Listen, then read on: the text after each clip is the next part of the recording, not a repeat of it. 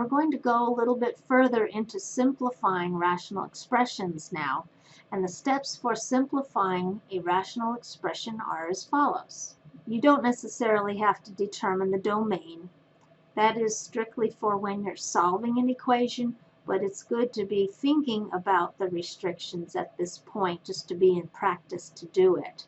So we would be excluding values that make our denominator equal to 0 if we're solving an equation. Otherwise, we're going to completely factor the numerator and denominator. If there are any common factors, those can be reduced, and that's important to do. Now we'll simplify rational expressions. In example 1, we have 36x to the 5th divided by 42x squared. So what we're trying to do is with the numerical coefficients 36 and 42 is see if there's any common factor. Then with the variable bases x to the 5th and x squared, we're going to see if there's any amount of x in common. So what we might do to start off with is take the number 36 and think of some factors of 36, like 6 times 6, and then I'll keep my variable x to the 5th. Now what I'm hoping will happen is that 42 will have 2 factors, and one of them hopefully is 6. So 6 times 7 actually will make 42. And we'll keep our variable x squared. So now you can see that if factor of 6 is a common factor to reduce, that leaves 6/7, and there are no more common factors there. So the next step would be to use our quotient rule with these like bases of x. I would compare 5 and 2 and see that x squared has the lower exponent. So this term is going to shift across the division bar, and when that happens, the exponent becomes the opposite sign. So I have shifted x squared into the numerator as x to the negative 2. I can then use my product rule and add these exponents of 5 plus negative 2.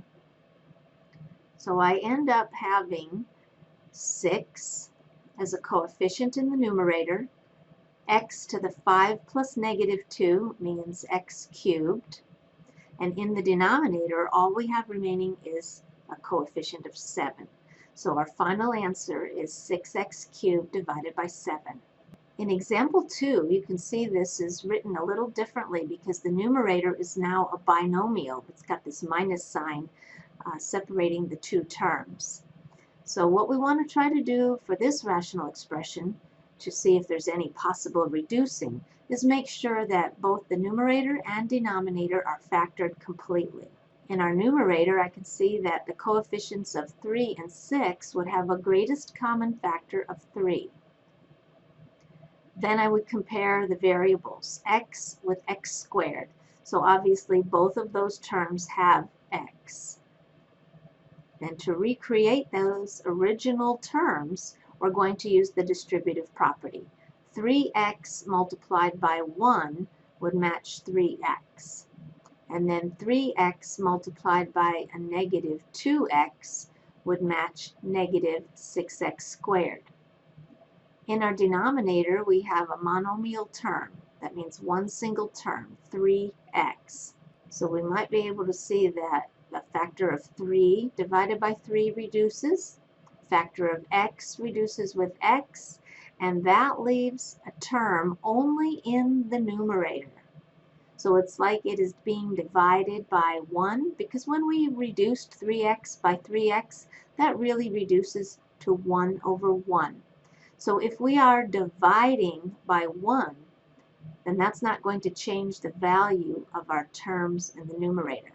So we simply write 1 minus 2x.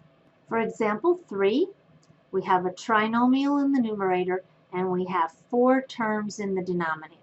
So 4 terms, remember, we're going to have to do some grouping in that denominator. But as far as the numerator is concerned, it's written from the highest to the lowest power.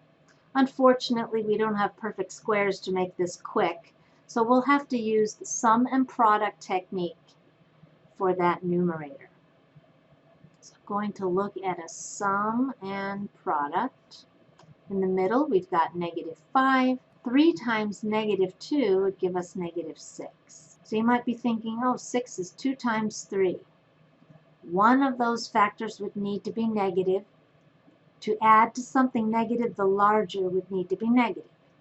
Unfortunately, 2 plus -3 is not going to give us -5. So the only other factors to think about are 1 times 6. Again, the larger factor should be negative in order for these to add to something negative. 1 added to -6, that does match our -5. So positive 1x and -6x are going to replace the middle term. We have 3x squared plus x minus 6x minus 2. We have grouping now. In our first group, x is in common, leaving 3x plus 1. That means 3x plus 1 should be the common factor in our second group.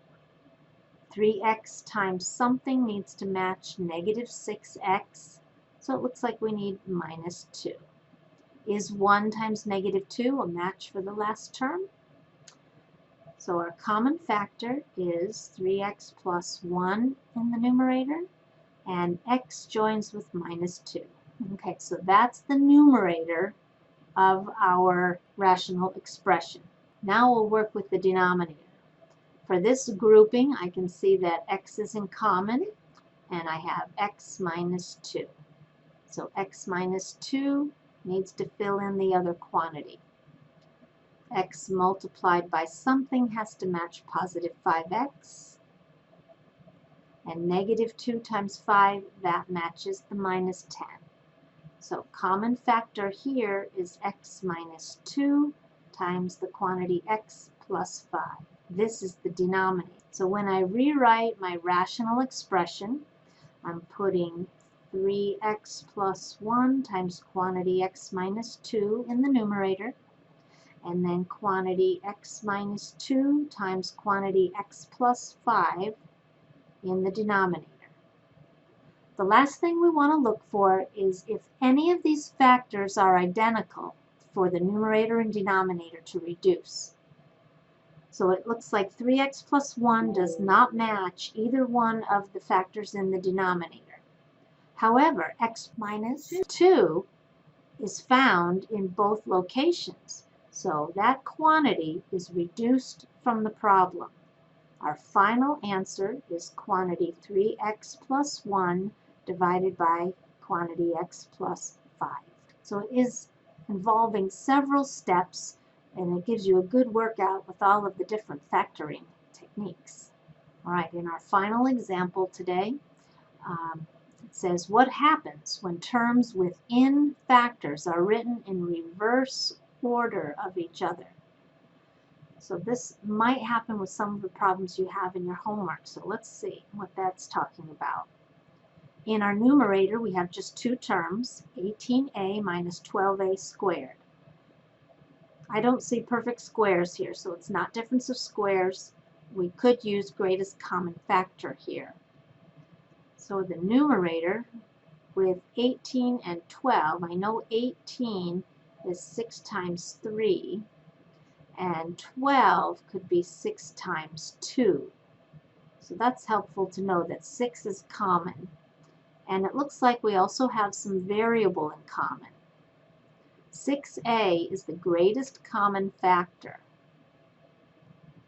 That would leave us 3 minus 2a. So 6a times 3 matches 18a.